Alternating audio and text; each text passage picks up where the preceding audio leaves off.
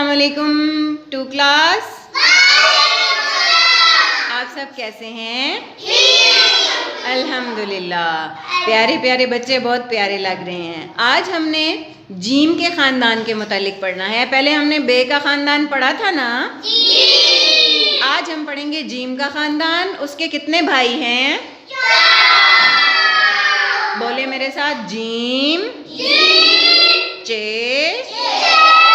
ہے، خے۔ یہ کتنے بھائی ہیں؟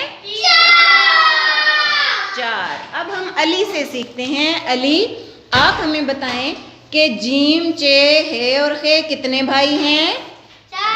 چار۔ شاباش۔ اب ہم سیکھتے ہیں کہ 3 حروف کو اکٹھا ملا کر کیسے لکھا جاتا ہے۔ چلیں جی، علی ہمیں سکھائیں گے۔ علی لکھیں، پہلے جیم کا سرا بنائیں،